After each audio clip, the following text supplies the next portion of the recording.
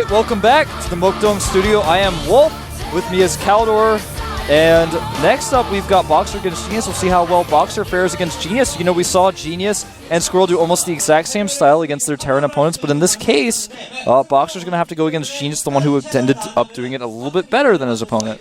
And before we jump into the game, I have to quickly explain how we ended up having the conversation that we just had. In Europe, it's called doping when you go for some substance abuse in sports. So that's why we had that confusion, I suppose. Yeah, miscommunication there. Rant about, well, watch the about substance abuse in esports, which is not going to happen, and about smoking and stuff as well. Now we have the groups. We have Genius and Boxer. So this is actually a really great game that we're going to see right now, because Genius and Boxer are both at the head of the group. And if Boxer is going to win this, they will be tied.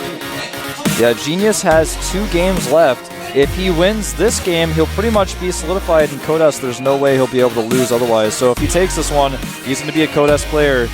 No way for anyone to beat his record if he wins this game. It would be impossible. Yep, so there are 2 games. He's already pretty much set, in fact. But I was just thinking about the situation in the group, what could happen. I didn't trust my map skills all that much, especially when I'm on camera. My map is really bad. That's fine. I had to learn that the hard way. Alright, well, our map is going to be Daybreak, so we are definitely going to see a longer game out of these 2 players. Genius, you never know what to expect from this guy, but if he plays a similar game to what we saw him play just earlier, he should be able to take out the Emperor. We'll see. I love his the way he looks at the screen and just starts smiling a little bit. Yeah, you're going down. He's just, that's self-confidence right there. But Genius, he played awesome today, and this is going to be a tough one for Slayer's Boxer.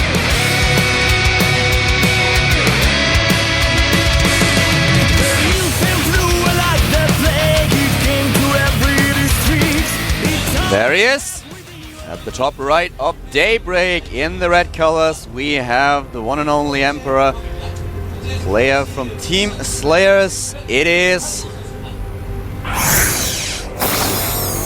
Slayers Boxer. Yes, indeed.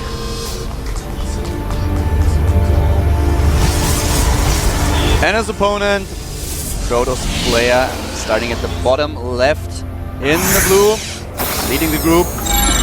Repeat Genius.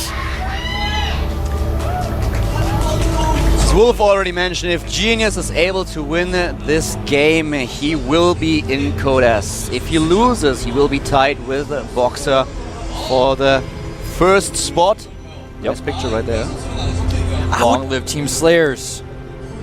I would love to be able to draw like that. Yeah. I'm horrible with drawing. That's actually very true, and I have to say, in our community, we have a great group of artists, I wouldn't say drawers, artists, graphic designers, artists of all kinds, musicians. We've got just such an awesome group. I have to say, shout-outs to everyone who has ever made a graphic or a song about StarCraft. Shout-outs especially to Tempo, who did the Grandmaster song. I love that song. It's in my playlist all the time, and when I first heard it, I immediately listened to it half of the day. I really love that. So, yep, shout-outs to Tempo. Awesome StarCraft 2 songs, in my opinion, the best StarCraft 2 song out there right now. Yeah, shoutouts to Smix as well for singing with Tempo for some songs and doing some awesome voiceovers, making the voice for SC2 Gears, for example. Yep.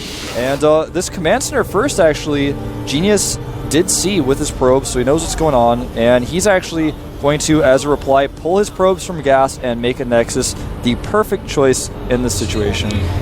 It's always a little bit tricky when you scout a risky play of your opponent, because you are faced with a choice. Do I just go for the same build, well, not the same build, but do I go for an economical build and try to go into the macro game, or will I try to punish that? Am I going to try to get a lot of units and punish that build? Because it's kind of all-in-ish. If you don't do enough damage with that attack, you will lose the game because your opponent will have the better economy. So Genius right now is using the more, well, the safer path. The more well-rounded path, for sure. And right now, Genius is, even though he's going to be a little behind with his Nexus, his tech is going to be higher. He's got gas, for example, right now, something that Boxer does not yet have.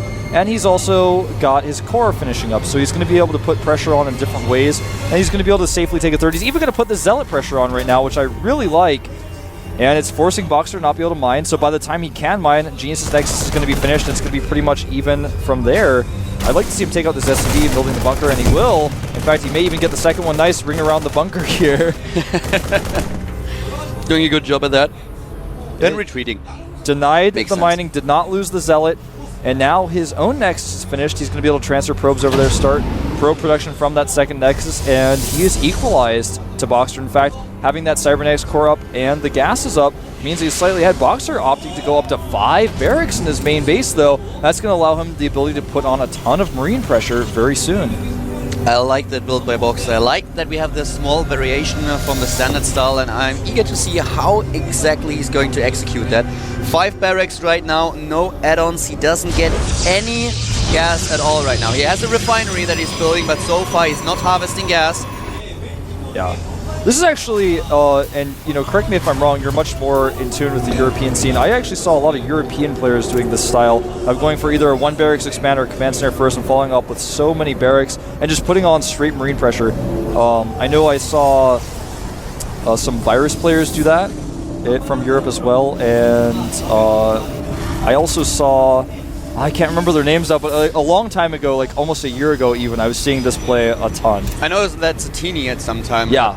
Satini, that's who I was thinking of. Yeah, Satini at some time played pushes like that, and Boxer might go for exactly that, but I have a little bit... Well, a push like that depends on your opponent not knowing what you're doing, to be surprised by... Very true. And also, the ramp is wide on this map, so it can work out quite well. You're expecting a little bit of marine pressure, or it can happen in a PvT when you're a Protoss player and you're trying to guard your expansion. You will have the sentries, but if Genius misjudges the situation, and at some point Boxer is able to get up that ramp, then he will be in a lot of trouble with that. Yeah, and if Boxer actually sneaks around the other side, which Genius has smartly put a Stalker to block, he's going to be in trouble. The Zealot scouts only a few Marines, but he's got to know there's more coming. He wouldn't attack with that few of Marines, and immediately Genius pulls all of his units, gets a sentry ready, and sends a Zealot around to spot for units coming the other side. Very smart. Boxer is adding reactors now. He has 35 SCVs and 20 Marines already. Trying to walk down the side. I think that's a good choice. Yeah, the Zealot will spot this, but it may be too late. Genius is not going to be in the best position here, but his gateways are up and running. He's not supply blocking to warp in more units. Zealot is being pulled back, but he is already dead, and there are the Marines. Guardian Shield is so important. Trying to kill more than use. Nice stutter step, beautiful force fields. Will it be enough though? Well, it's hard to say as the Zealot's going the incorrect direction, but Boxer chased out the Stalkers now quick enough to chase these Marines. Boxer probably going to lose the majority of them on their retreat path. Was able to kill one sentry, trying to take down another one. Well done, and another one. Oh, that's a lot of gas that Genius is losing. Yeah, I'm a little bit surprised he even brought the sentries. Just the Stalkers alone would have been enough. And Boxer only lost minerals. Very true. Right now the supply fairly even, 73 to 70. The worker count at 52 to 44 in Genius's favor. Boxer expanding again, getting a very, very early third base. He just kept Genius's army low now, so I think it's a smart choice. He was just relying on minerals very heavily for the last couple of minutes, so he can certainly afford that third base, while now getting a lot of gas, adding double engineering bay, and starting concussive shell, combat shield, stim. He will start with the double upgrades, and I'm sure that he's going to line up his armory perfectly so that he can jump right into researching +2/+2 as soon as the first ones are done. Very true. Genius, he's got 3 more gateways up. He's going to be able to put on some 6-gate pressure if he wants to. And if he scouts that third base, he absolutely will want to put some pressure on. Right now, Boxer has, as you said, added a lot of Marauders into his composition. But with that +1 armor on the way, finishing up pretty soon, I think putting some pressure on would be quite smart. You have 97 supply for Genius. He's researching Charge, and the Templar Archive is on his way too. He's going for the Storm. And without medivacs, that might hurt a lot. Yeah, it definitely is not going to be good. Actually, This attack by Boxer is, I think, way too preemptive. Charge is about to finish. He's going to have +1. Oh man, Boxer could find himself trapped here. There are a decent amount of force fields. Does decide to turn around. He wants to delay that third. He definitely wants to delay that third now. Even though Genius is not well and is not aware of that expansion of Boxer, he is now trying to get another Nexus. Boxer's a little bit ahead when it comes down to this economy. 60 against 61 SCVs. Mules obviously a big factor now as well. Very true. And Boxer making more reactors, going to get a reactor to starport out very soon. That's the one part of his tech that he's, you know, got a little bit behind on. He wants to have those medevacs out. I like that Boxer in all of the games that we've seen so far went for double starport, because that will not only allow him to get medevacs very fast, but at the same time, as soon as he sees the Protoss player going for the Colossi, he will be able to get 4 Vikings at a time. And this is really important. And look at how perfectly well the armory lines up with a +1/+1 upgrade finishing. Just done, and he can start with +2/+2 exactly when those upgrades are done. And going for the Ghost Economy. 4 Medivacs, Ghost Economy, like that. I really like it. He's going to have a strong army that's very heavily bolted. Yeah, you could tell Boxer has really timed this out quite often. But Genius is going to attack here. He's going to have +1. He's almost got +2. It's not quite ready yet. This is not the time for Genius to engage. He needs to pull back. That was scary. Oh my god. Boxer could have gotten like 6 Zealots for free.